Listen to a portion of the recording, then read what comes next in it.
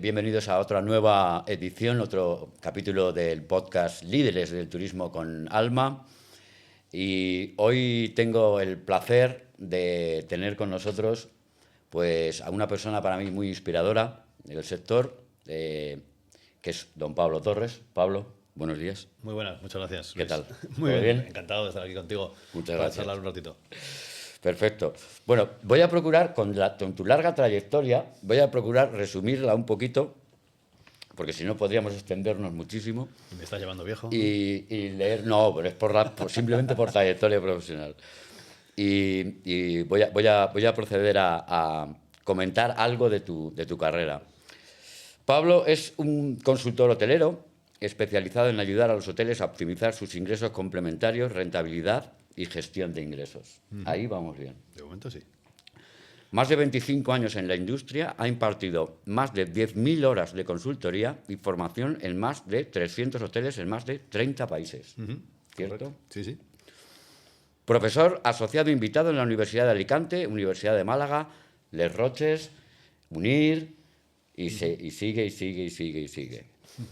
Él se denomina un conector y le apasiona aportar valor en general.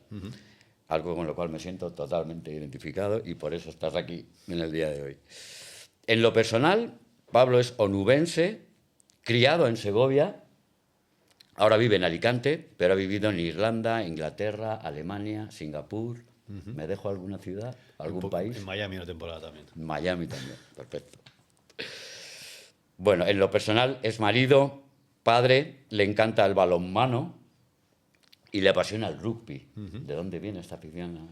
Pues el balonmano, ¿De la fíjate. época que viviste en Inglaterra, quizá? No, bueno, no, antes. El balonmano porque yo soy de un pueblo de Segovia, Nava de la Asunción, donde el equipo está en la Soval desde hace años. El Vivero Solo Balonmano Nava, Ah, sí. que jugó hace poco contra el Ciudad Real, Sí. pues es de allí. Es un pueblo muy chiquitito, no tiene ni 3.000 habitantes, pero hay muchísima tradición de balonmano. Casi todos los niños juegan al balonmano.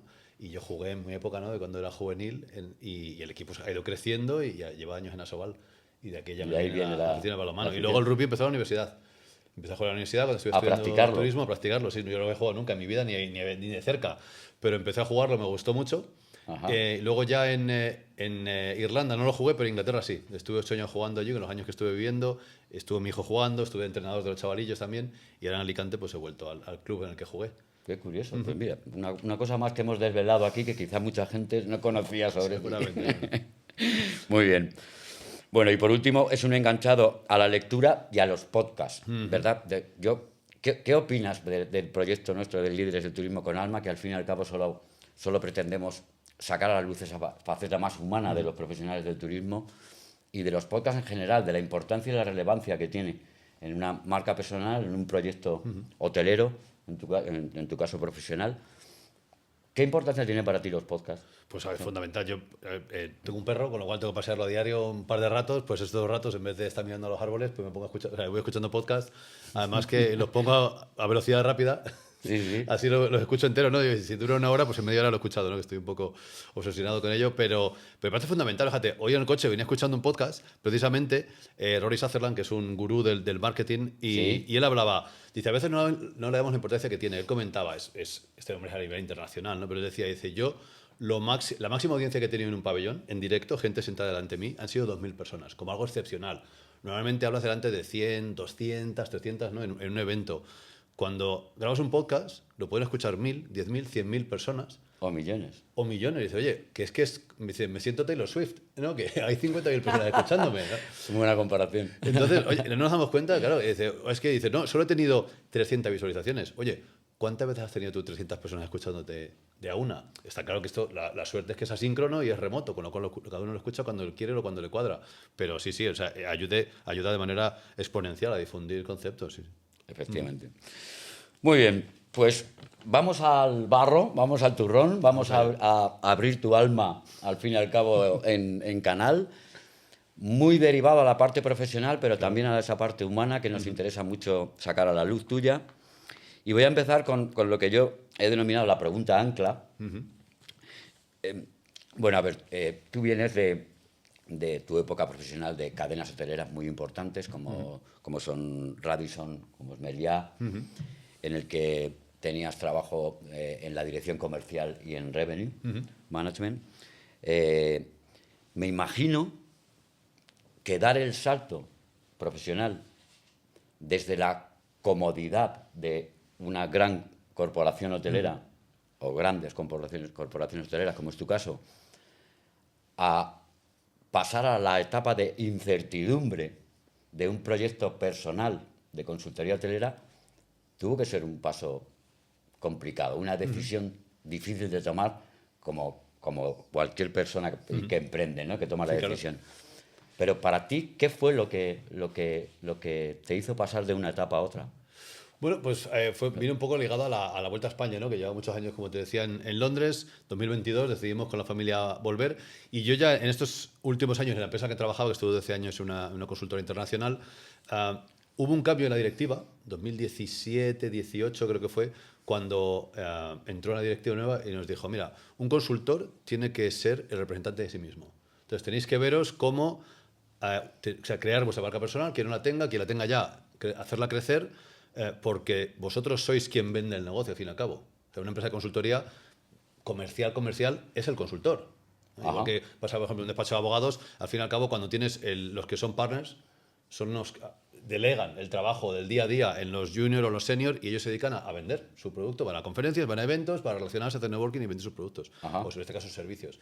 Y es un poco el enfoque que nos dio. Y yo lo agarré el concepto de, bueno, pues y es cuando empezó el tema de la marca personal, en redes sociales, a trabajarlo, a escribir, a intentar colaborar. Que vaya trabajazo, porque, sí, porque lleva muchísimo tiempo.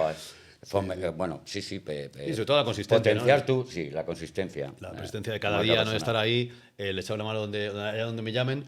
Y eso me ayudó al dar el salto, ese que te decía, ¿no? al volver a España, el tener esa base. Ya iban surgiendo, aparte de mi trabajo a jornada completa con esta empresa, pues iban surgiendo cositas, colaboraciones remuneradas. Y oye, pues quizá tenga sentido, ¿no? el dar ese paso. Y una vez que hablas con conocidos, con contactos, oye, pues estoy a punto del paso, ¿no? Voy a ponerme por mi cuenta. Y el saber que hay empresas, que hay proyectos que te dicen, oye, pues antes casi de que salga, de que te pongas, podemos colaborar, podemos hacer algo juntos. Y he ido teniendo esa suerte, en base a ese trabajo que venía de antes, de que surjan proyectos a largo plazo de empresas que me piden colaborar con ellos. Con lo cual, bueno, voy, como cualquier autónomo, cualquier persona que se monta por su cuenta, ¿no? Tienes ese riesgo, decías tú, ¿no? Lo de pasar, pasar de la seguridad a la incertidumbre. Pero ser ¿no? consultor que ser electricista o ser fontanero. Sí, cualquier emprendedor. El teléfono tiene que sonar y si no, pues tienes que ir a buscarlo. Sí. Pero tener esa suerte, tener esos clientes que recurren a ti asiduamente, pues te da esa tranquilidad, claro. Muy bien, genial. Bueno, ahora vamos a hablar sobre Revenue Management. Bueno, pues es, digamos que tu buque insignia, ¿no? Profesional, porque siempre, no solamente dirección comercial, sino Revenue, pero eso te ha derivado a otros proyectos de muchas índoles, ¿no? Yo voy a hablar de la presión del Revenue. En tu época, sobre todo corporativa, porque me imagino que a nivel consultor pues también, pero me interesa más la parte del principio, donde te curtiste más profesionalmente como Revenue. ¿Te atreverías a decirnos algún fallo, alguna decisión estratégica que tú hayas acometido y de la cual te hayas arrepentido o hayas aprendido una lección porque no salió como esperabas? Ya sabemos que el Revenue tiene muchos factores para acertar o no en las decisiones, claro. Pero ¿podrías ponernos un ejemplo para nuestra audiencia? Claro, a ver, el ejemplo de la base, que aprendiera muchísimo. El ejemplo base suele ser el tema del overbooking, ¿no? El tener un poco de ansia, demasiada ansia. Ansia. Exacto, ¿no? Y el problema que creas, porque al fin y al cabo, quien se come el problema suele ser recepción, que es quien tiene que dar la cara al cliente, mire, no tenemos habitaciones, hemos vendido, o la excusa o la razón que le quieras dar. Yo creo que es mejor ser sincero, ¿no? Y no buscar mentiras o excusas, porque, bueno, si el cliente acepta que en la aerolínea hay overbooking, ¿no? Llega al avión y dice, mire, pues hemos sobrevendido y tiene que coger el siguiente, pues un hotel. Creo que hay que normalizarlo un poco más. Pero cuando arrancas en el Revenue y se te da una situación de overbooking que genera problemas, ¿no? Pues el cliente se queja de una reclamación, viene una inspección, ¿no? A ver qué ha pasado, pues claro, a veces te crea mucha tensión, ¿no? En este caso concreto, ¿no? La primera vez que pasó, no es un tema de quién es culpa, sino hacia dónde lleva el concepto del llenar. ¿no? Y yo creo que Ok. en este país estamos muy obsesionados con el llenar. Ok. Entonces, ¿hace falta forzar el overbooking para garantizarte el lleno? ¿O sabiendo que tienes reservas prepagadas que no van a venir, no hace falta llenar y aún así has generado el ingreso, ¿no? O a lo mejor otra vuelta de tuerca, ¿por qué no optimizar mejor la forma en que vas llenando para generar más ingresos sin tener que llenar al 100%, ¿no? Pero Exacto. ha habido y sigue habiendo muchísimos hoteles en este país la obsesión del cero, ¿no? Estuvimos a cero anoche. Estamos completos. Estamos completos, ¿no? Es que uno no vino, entonces ha quedado una vacía. No, pero prepagó, da igual, pero que en el sistema queda como queda de una vacía. Claro, Pues, claro. pues véndela otra vez. Entonces, hay que. Me gustaría, bueno, hay mucho camino por hacer, Sí, ¿no? esa obsesión quizás está por la reventa. Ahora hay herramientas que hacen reventa, sobre Sí. todo bueno, de tu bar, en fin, etcétera, etcétera, que hacen reventa de habitaciones y creo que para algunos hoteles, depende del perfil, funciona. O sea, Sí, sí, no, desde hasta luego. incluso la reventa. O sea, ya- Sabiendo que el cliente no va a venir, oye, y es una época de alta demanda, pero a ver, que son diferentes conceptos, ¿no? Hace poco hacía una consultoría en un hotel de Londres de gran lujo, ¿no? Un precio medio muy alto. Su objetivo es una ocupación de un 55-60%. Pues estamos hablando de la tarifa media son más de 1.000 euros al día por habitación. Claro. Entonces, claro, es un concepto totalmente claro, diferente. claro. Ni tanto ni tan calvo, ¿no? Se puede optar por algo intermedio, ni la obsesión del 100 y pico% y estar a la gente entreteniéndola por la mañana porque la habitación la has revendido o la has vendido 2 veces en Sí, este caso, sí, sí. ni aspirar a tenerlo medio vacío porque el precio medio es altísimo. Yo creo que en el medio está la... Claro, el problema es lo que decíamos de tanta variable que influye en la toma de decisiones que luego al final, incluso con la seguridad de los datos, a veces ni así funciona. Pero viene por la obsesión, o sea, tú, aunque las mentalidades van cambiando, ¿no? Pero hasta Claro, hace no claro. mucho era, no, tiene que mostrar cero porque el mismo director te decía, no, es que para cuando yo le mande el reporte a la central, tiene que aparecer cero, si no me llaman la atención a mí, porque era un día que había que llenar. Pero, ¿llenar o facturar X? Porque si ya lo hemos facturado, a lo mejor está bien, ¿no? Pero si la única métrica que tenía en cuenta era el cero completo, ¿no? Ninguna habitación disponible, o la única métrica es, por ejemplo, el ADR, a lo mejor es más importante el REPAR, o el 3PAR, o cuánto ingreso adicional estoy sacando a cada cliente que está alojado, ¿no? Entonces, a lo mejor hay que dar una vuelta a las métricas. Pero es un tema de mentalidades y de ir evangelizando, no me gusta mucho la palabra, pero es un poco así, ¿no? El ir diseminando la palabra, el concepto de vayamos evolucionando en lo que pedimos a los equipos porque el mercado va cambiando, ¿no? Claro, por supuesto. Ok, igual que te he pedido algo relacionado con una mala experiencia o un error del cual hayas aprendido como lección, ahora me voy a ir a la parte contraria. ¿Serías capaz de decirnos alguna toma de decisiones o algún proyecto del cual estés especialmente satisfecho? No sabría decirte uno en concreto, honestamente, ¿no? Porque la vida son decisiones que vas tomando. Y lo que hay que hacer es... No hace falta que digas nombres. No, pero es decir, oye, si he tomado esta decisión, pues adelante con ello, a tope, ¿no? A apostar al 200% por ello. Quizá, si tengo que elegir un momento, es la decisión de salir fuera de España, ¿no? Yo cuando estudié turismo, de la gente con la que estudié, pues no sé si éramos 100 en clase, 3, 4 personas que sigan dedicándose a ello o que hayan ido creciendo profesionalmente, ¿no? Porque hay muchísima gente, yo hablo de turismo que es donde me muevo, en otras industrias a lo mejor es igual, ¿no? Que le cuesta muchísimo cambiar de ciudad, no hablemos ya de país, ¿no? Le ata mucho el terruño y eso te limita muchísimo profesionalmente, ¿no? Me da igual que sea Por supuesto. no salirte de tu provincia, no salirte de tu país, ¿no? Y eso, bueno, en su momento yo decidí salir, ¿no? Según acabé la carrera para mejorar en inglés, ¿no? Que era lo típico que uno hacía en esa época. Sí, yo también lo hice. Por eso, y lo que iban a ser 6 meses, ¿no? Porque ya tenía el ticket de vuelta que se casaba mi hermana, pues fueron 5 años, fueron 3 países, ¿no? Hasta que al final volví, luego volví a salir y casi, bueno, pues he vivido 13 años fuera de España en total, ¿no? O sea de hecho, ahora ya es Alicante el sitio donde más he vivido en mi vida, pero hasta hace poco había sido Londres, ¿no? Claro. Con 40 y tantos, pues ya te hice un poco de la trayectoria profesional, ¿no? Muy bien, perfecto. Bueno, ahora vamos a pasar a un segundo bloque de preguntas que yo las he denominado, pues, el costo humano del liderazgo, porque bueno, muchas veces llegar a ser uno de los profesionales más influyentes en el sector, pues no es un camino fácil. Es un camino, seguramente hay muchos high and lows, como decimos muchas veces en el argot británico, ¿no? Sí, sí.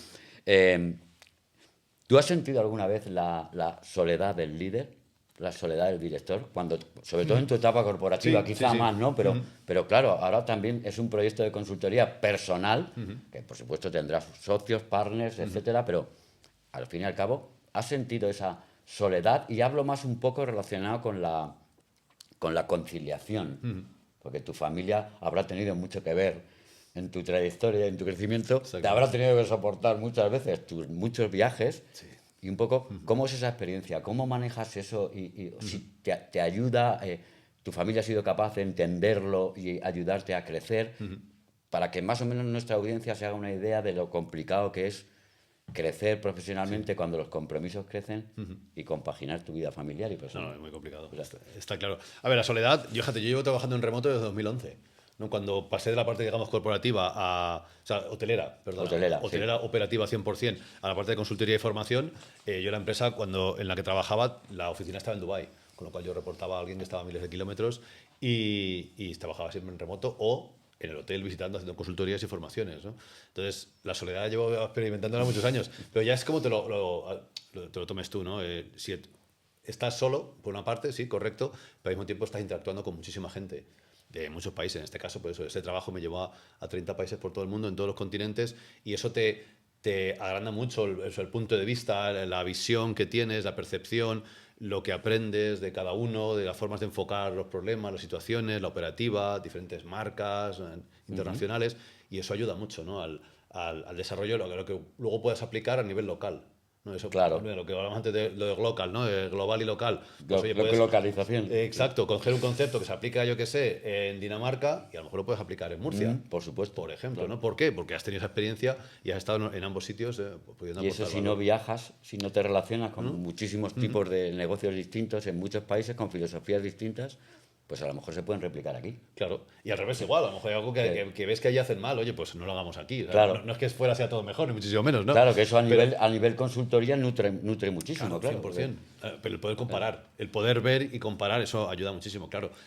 ¿Cuál es la parte negativa? Pues los viajes, evidentemente, ¿no? Yo estuve muchos años que estaba viajando pues 4 o 5 días a la semana, todas las semanas durante todo el año. Entonces estaba en casa 8 o 10 días al mes, nada más. La primera semana de mes, que era más trabajo de administrativo, y luego ya los fines de semana o a lo mejor un día del fin de semana nada más. Y era muy duro tener familia, de hijos y el cogerte el avión constantemente o el tren, fuera donde fuera. Las horas que pasas solo en aeropuertos, al principio es muy glamuroso, ¿no? Llegas a Dubái, a Abu Dhabi, ¿no? Esos destinos Oriente Medio, un tipo con el iPad con tu nombre, una limusina. Wow, Claro, muy, muy impactante. cuando has ido 4 veces y estás en el aeropuerto con un sándwich frío ahí porque el vuelo va a estar retrasado no sé cuántas horas, Claro. desaparece el glamour completamente. O sea que. Pero no, es todo suma. De todo se aprende claro. y sobre todo tu familia. Sí. Tu familia también ha tenido que Sí, a que ver. adaptarse a tu realidad, ¿no? Y es verdad que a raíz de estar tanto tiempo viajando, ¿no? Eso crea una fricción que la resolvimos yéndonos a Londres, en este caso, ¿no? Yo había estado allí trabajando antes, volvimos a España, o sea, volví, y ya con familia y ese trabajo que tenía de consultoría internacional, salió una opción, ¿no? Dentro de la empresa de trabajar en Londres y pensamos que era una buena opción para la familia porque suponía viajar muchísimo menos y un salto pues, a nivel educativo, ¿no? Para ellos, el Claro, por ser supuesto. bilingües, ¿no? Fue duro laboralmente para mi mujer, ¿no? Dejarlo todo, empezar de cero otra vez, pero bueno, miras atrás y dices, yo creo que fue una buena decisión. Una decisión de la cual no te Para arrepientes todo. en absoluto. Que va, no, muy buena. Muy bien. Vamos a hablar ahora. El otro día, en un evento, vino Manuel Vegas aquí a Villarrobledo, el presidente de la Asociación de Directores de Hotel. Y en una de las mesas de debate de ese evento comentó una frase que me hizo mucha gracia, pero que para mí es una realidad. Acerca de la continua subida de precios que hemos tenido en nuestro sector hotelero desde hace particularmente, yo diría que desde que se reactivaron todos los hoteles de pandemia, post-pandemia, Sí. y no ha parado de... Pero como decía Manuel Vegas, nos hemos pasado. Piensa, era un punto de vista más discutible o menos, pero él piensa que en general nos hemos pasado. Yo he leído todo, igual que tú, todo tipo de informes al respecto. Seguimos incrementando precios sin disminuir demanda, etcétera, etcétera. Los KPIs siguen mejorando, etcétera, etcétera. Ahí hay un debate importante. Un debate. Tú, sobre todo después de pandemia, porque ahí aprendimos todos mucho revenue. Y ¿cuál es, no sé, cómo valoras tú este continuo crecimiento de precios en el sector hotelero y si crees que va a haber un cambio de tendencia al final ya definitivo, si como decía Manuel Vegas, nos hemos pasado y ya no podemos seguir creciendo a ese ritmo, o crees que se puede con buen trabajo, con mucha tecnología y haciendo las cosas bien, se puede seguir optimizando KPIs? Bueno, volvemos a qué queremos. Si queremos llenar o queremos Optimizando precio. ADR y KPIs en general, claro. A ver, la cuestión es, llevamos muchos años creciendo muy rápido en el turismo, en cuanto a volumen. Sí. Millones de turistas. Hemos pasado Por de supuesto. 50, 60 a casi de repente, entre comillas, casi 100 millones, ¿no? Que llegaremos este año o estaremos muy cerca. Y es verdad que desde la pandemia el precio medio ha subido mucho más rápido de lo que lo hacía antes, ¿no? Estamos hablando de 8 o 10% anual cada año. Este año ya será más lento. La cuestión es, ¿se puede subir al mismo ritmo ocupación y precio? Pues es muy complicado. Complicado. La siguiente pregunta entonces es, ¿qué queremos? ¿Queremos volumen o queremos precio? Porque si no hace falta llenar para facturar lo mismo o más, con un precio medio más alto, Claro. la cuestión es, ¿qué hacemos con todos esos hoteles, bares, restaurantes que están abiertos para llegar a esa capacidad de 100, 110, 120 millones o lo que se supone que aspiremos a llegar? Ok. Entonces, ahí está la disyuntiva. Oye, ¿a qué aspiro? ¿A tener un precio medio más alto, tipo Ibiza, por ejemplo, ¿no? Con una ocupación X, si eso analizas, no es lleno, evidentemente, o a llenar todos los días con un precio medio mucho más bajo. Podemos tener 100 millones de los cuales un 60% sean alemanes, franceses, ingleses de clase media que vienen con el paquete cerrado y que siga subiendo el precio. No, porque esa gente también tiene un límite salarial, ¿no? Es verdad que un salario medio europeo va a ser más alto que un español y por eso puede permitir venir de vacaciones, pero no pueden permitirse ya 2 semanas en Baleares o 2 semanas en Canarias porque los precios han subido mucho. Entonces la gente vendrá menos días. ¿Hay 100 millones de ricos que quieren venir a España cada año? Tampoco los hay. Entonces habrá que ser una cosa intermedia. Y luego entender, disculpa, que a lo mejor el destino que estamos creando ya no acepta a ese tipo de perfil de cliente. ¿No? Gente que dice, joder, yo es que antes iba a Mallorca, como español ya no puedo ir, yo no me lo puedo permitir. O iba a Cádiz y ya no puedo. Me sale más barato ir a Caribe. Bueno, Claro. pero es que a lo mejor... Eso se ha producido en innumerables ocasiones. Pero a lo mejor es que estamos mal acostumbrados. O sea, yo pienso, y comentaba el otro día con alguien, ¿cuántos americanos se pueden permitir una semana en Nueva York? Con lo que cuestan los hoteles en Nueva York. ¿Cuánto tío de Manchester se puede permitir una semana en Londres? Entonces, ¿Cuánto español puede permitirse una semana en Madrid, con los hoteles de Madrid? Sí, por eso. De los precios. Pero- y no tiene que ser sector lujo. No, O sea, pero ya- estábamos acostumbrados hasta hace no mucho en un 4 estrellas en Madrid por 80 euros lo encontrabas. ¿Qué pasa? Que ahora se va a 150, 180, 200 mínimo. Correcto. Entonces ya no me lo puedo permitir. Pero, ¿quién me dice a mí, y estoy siendo un poco abogado del diablo, pero ¿quién sí, me aquí dice a mí, se trata de aportar valor, Pablo. O sea, como turista medio, que yo, entre comillas, merezco o tengo derecho a 2 semanas de verano en Mallorca? Entonces, ¿qué hago? ¿Capo los precios para que yo pueda ir? claro. Y entonces el cliente que tiene mayor poder adquisitivo a lo mejor no quiere ir al mismo destino que voy yo. Por o el ejemplo. hotelero que podría aspirar a captar otro tipo de negocio no puede porque el límite lo marca ese turista de clase media. Y no estoy diciendo que sea malo. ¿eh? No. La cuestión no. es qué queremos. Te entre entiendo comillas, perfectamente. ¿qué queremos ser de mayores? ¿No? Claro. Si queremos aspirar a un precio medio más alto, porque luego pasa como español medio, sales a otro país. No, es que en Londres los precios son altísimos, en Milán, en París, es que una barbaridad. Entonces, y si empiezas a contar ciudades y te das cuenta que casi todas son unos precios mucho más altos, a lo mejor es que nosotros somos muy baratos. Y si estamos viendo que hay cliente extranjero dispuesto a pagar X precios, ¿dónde está el error en cobrar más? Es oferta y demanda. De llegar a un punto, a lo mejor Manuel dice, oye, nos hemos pasado, si vemos que la demanda baja, a lo mejor es verdad que hemos llegado al límite de la elasticidad de la demanda, pero eso no quiere decir que tenga que bajar precios. Lo que hay que ver es a quién apuntamos. ¿Qué perfil de cliente quiero que venga? ¿Quiero que venga un indio, un chino, una persona de Taiwán, un mexicano con mucho dinero? Claro. ¿O un tío de Soria con Depende menos de dinero? quién quieres que venga. Claro. Esa es la clave para mí. Pues eso. Entonces, ¿quiero llenar Mallorca de hoteles de lujo y de clientes que alquilan yates? ¿O quiero 2 tipos borrachos de Liverpool? Efectivamente. Pues ya es claro que cada uno quiero ser, claro. Claro. Ok. Muy interesante. Bueno, vamos a volver un poquito así a la parte más personal, Pablo. Dale. Me supongo que en ese paso del corporativo a consultoría hotelera particular, a proyecto personal, te habrán aparecido infinidad de proyectos hasta el día de hoy, propuestas de proyectos en los que, oye Pablo, me gustaría alinearme contigo, o me gustaría ficharte en X empresa como Global Revenue, no lo sé. Pero a todos, afortunadamente, que hemos tenido la suerte de que nos han hecho propuestas, ¿tú dirías que ha habido en tu carrera algún no al que hayas dicho, no que te hayas arrepentido, sino simplemente que has dicho no en alguna propuesta que te lo hayas planteado seriamente y hayas dudado realmente y al final hayas dicho no? Pues sí, claro, como mucha gente, ¿no? No puedes decir que sí a todo el mundo. A ver, una en concreto es... Sí, pero digo, me refiero sobre todo a proyectos Sí, no sé. ya muy compensatorios a priori, ¿no? En lo personal y en lo profesional. Sí, a ver, de esto te hablo hace años, ¿no? En Marriott, por ejemplo, ¿no? Tenía ese plan de carrera, ¿no? Que podías desarrollar y, pues, como hacen las carreras españolas también, ¿no? Pues estás X meses en cada puesto y luego acabas siendo director o subdirector y luego ya pasas a director de hotel.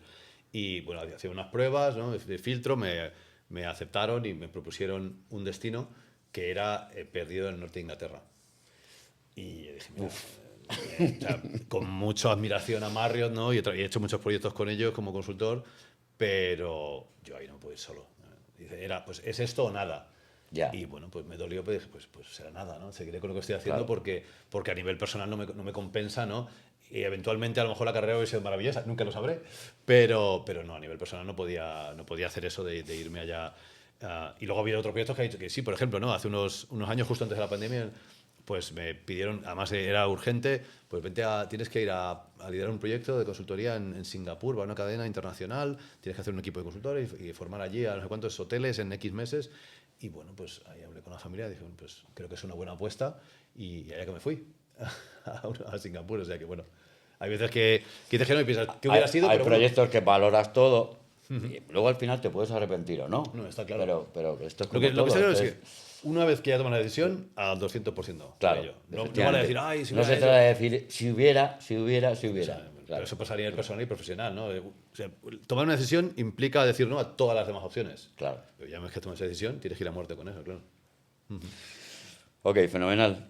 Bueno, a ver, ahora, ya que llegado al punto en el que has llegado, supongo que nos está escuchando seguramente muchísima gente, profesionales que están pensando lo mismo que tú, que están en la fase personal. Yo incluso ahora acabo de también emprender en un proyecto de consultoría también hotelera, compaginado por supuesto con mi trabajo con Hotel Casa Lorenzo, pero ¿qué le dirías a esos profesionales que están en una situación quizá de estrés, quizá de cada vez con más responsabilidad, con menos capacidad para conciliar esa vida personal o menos capacidad para organizarse mejor?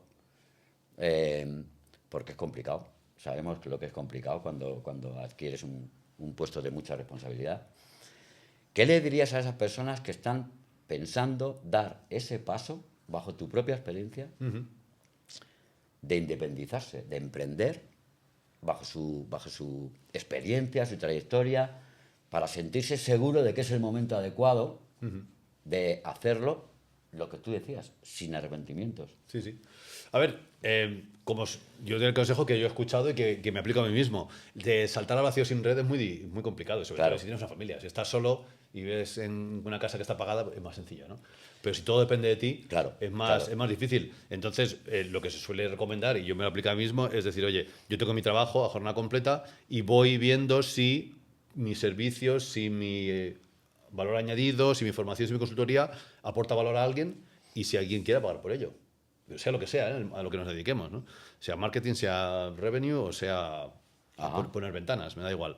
Si hay un mercado que demanda mis servicios y veo que puede ser suficiente como para pagar mis facturas, de momento no digo de hacerte rico ni tal, simplemente pagar facturas. Pagar facturas. Si estás viendo que hay una rampa de despegue ahí, pues adelante con ello, ¿no?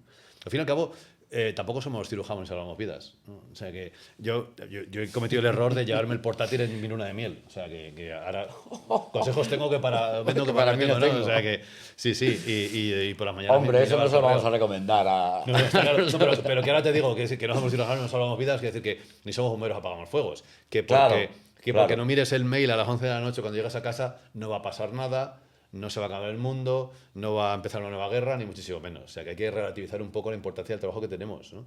Que es aportar valor, pero es a nivel empresarial. No hay vidas en juego. Entonces, aparte de eso, es decir, oye, ¿hay quien esté dispuesto a pagar por lo que hago? ¿Hay quien crea que puedo aportarle valor de una manera, o sea, que remunerado? Bueno, pues vamos a ir explorándolo y cuando veas que tiene sentido, hazla. Y si no va bien, no pasa nada, ¿no? Porque es verdad que en este país tenemos la mala costumbre de señalar al que falla, ¿no? Y de meter el dedo en la llaga y echar sal y vinagre. Cuando empresarialmente a nivel internacional, ¿no? Y el líder en esos Estados Unidos, parece que de hecho tiene más lustre quien ha fallado o quien ha fracasado 3 o 4 veces, porque ha podido aprender de los errores y su cuarto o quinto proyecto será mucho mejor. Pero en España muchas veces... De hecho, hemos visto en infinidad de podcasts y artículos, en muchas formaciones, etcétera, de que en Estados Unidos está muy bien poner en tu currículum las veces que has fallado. Porque los reclutadores o los headhunters lo valoran muchísimo. Es que eso demuestra que lo has intentado. Claro. O sea, claro. Mira, el otro día comentaba... Un cambio de filosofía. Sí. El CEO de Infojobs comentaba que han hecho una encuesta interna a ellos, que tienen la mayor base de datos de currículums de España. El 57% de las personas en España no aspira a progresar profesionalmente. Si eso lo mezclas con esa encuesta que hay, que no sé si el 70% de la gente joven aspira a opositar, ¿qué te dice? Que estamos en un país de conformistas. Por supuesto. Que muy poca, la gente en general suele, o solemos, ¿no?, conformarnos con lo que tenemos. Oye, virgenita, que me quede como estoy. Pero hay mucho más ahí fuera. Es verdad que hace frío, pero si encuentras tu camino, puede ser un camino muy agradable, que hay retos, que hay soledad, como hemos comentado, pero también hay muchas satisfacciones. Y el decir, oye, he podido aportar valor, he podido enseñar, he podido aprender de otros. Y eso lo llevo a otro sitio y lo aplicamos y mejora ese proyecto. Pues muy bonito. Y si no va bien, no pasa nada. Siempre habrá tiempo de volver a la empresa. Si trabajo, sobra. O sea que...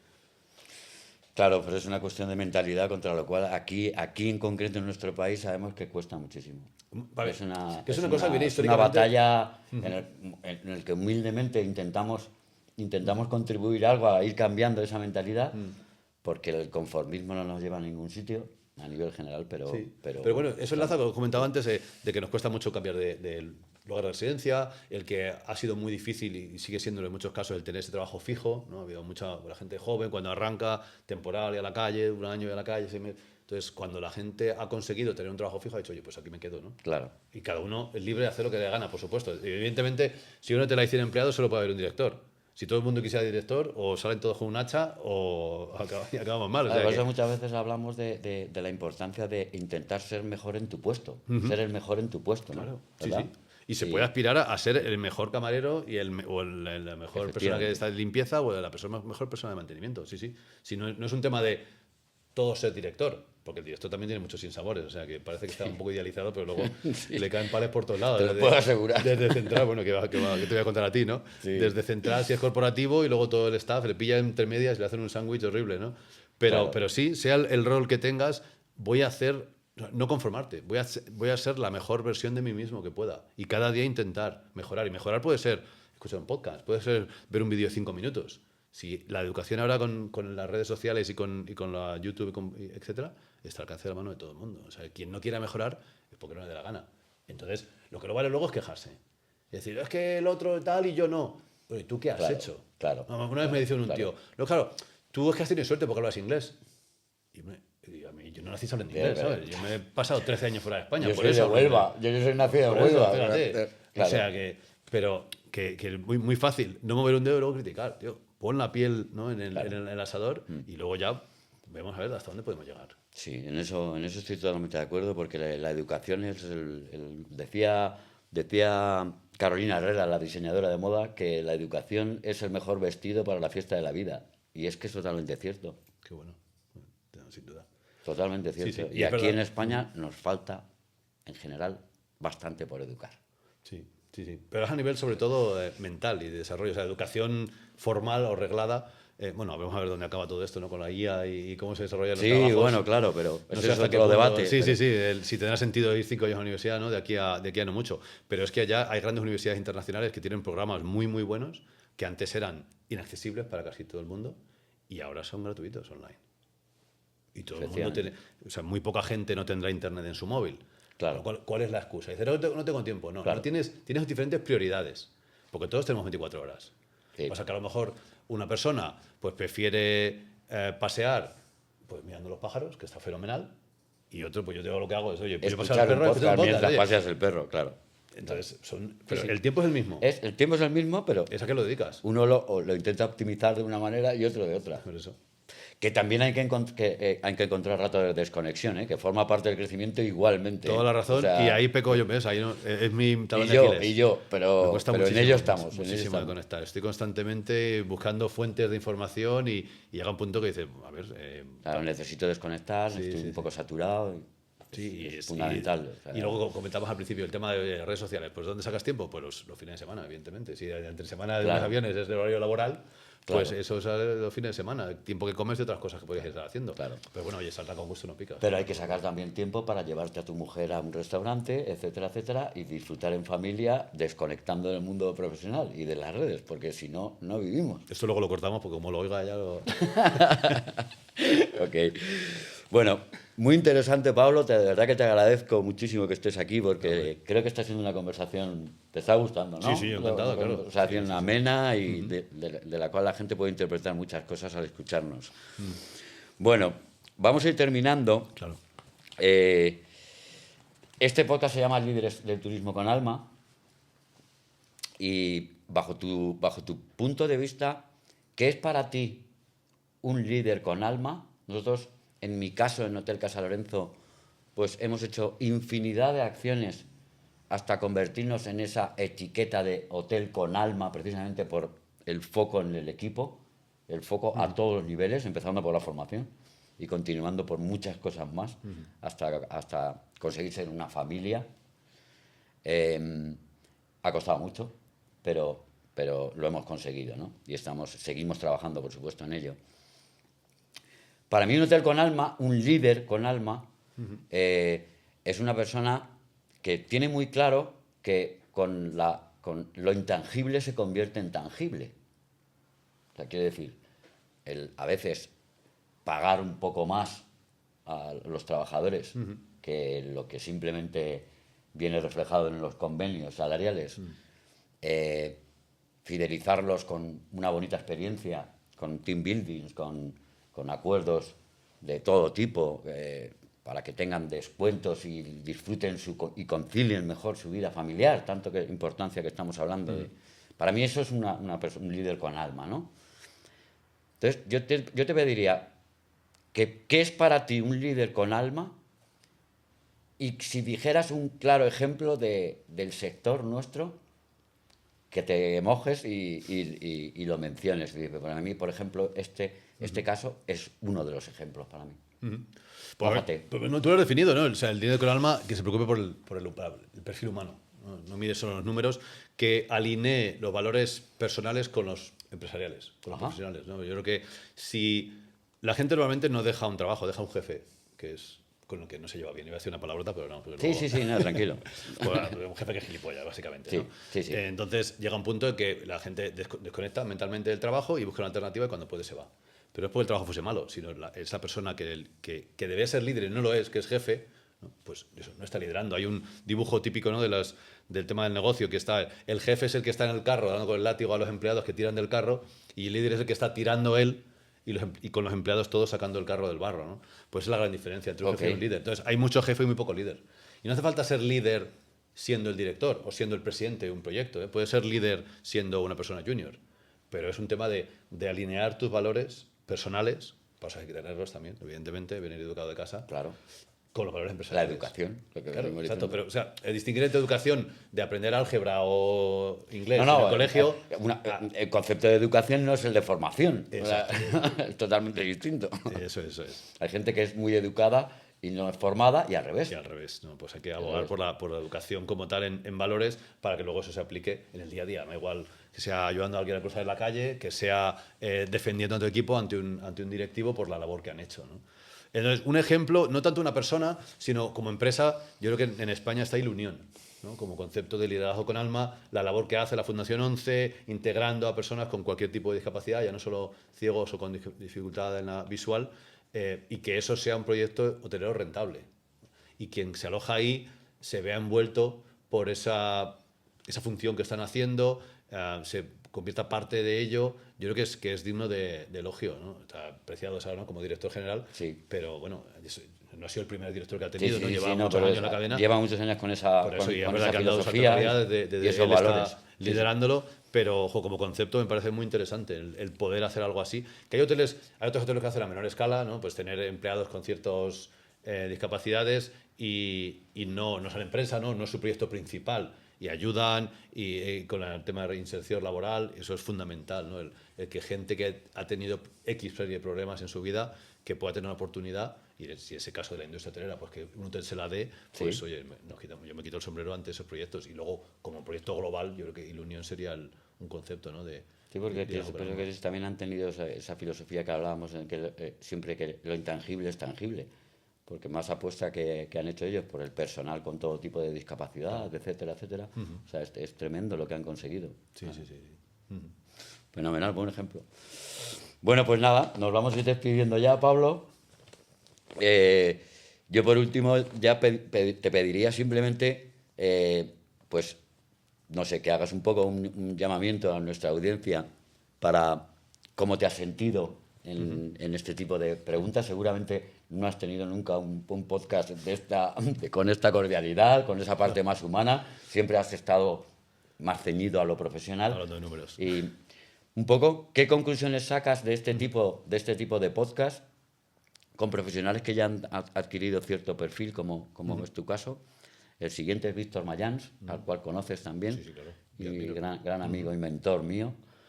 Y un poco eso, un poco que expliques a nuestra audiencia qué te parece Líderes con Alma y la importancia de extraer lo humano. Pues fundamental, ¿no? Porque es lo que comentamos.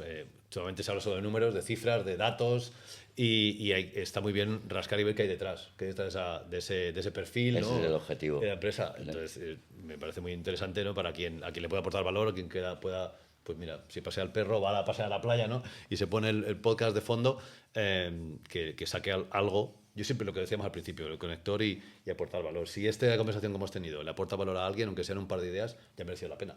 Dedicar este rato a charlar contigo tan agradable, o sea que ese es el objetivo al fin y al cabo. Muy bien. Pues muchas gracias, Pablo, A ti, por tu presencia hoy aquí. Y nada, ha sido un placer y os emplazamos al siguiente capítulo del podcast Líderes del Turismo con Alma. En el siguiente capítulo con Víctor Mayans, que seguramente no. Además, adelanto que lo vamos a grabar en Arti, en Madrid, porque tenemos ahí la historia de la EDH ese fin de semana y lo vamos a grabar allí y va a ser una conversación igualmente tan humana como la tuya y tan nutritiva. Así que gracias y hasta la próxima. Muchas gracias.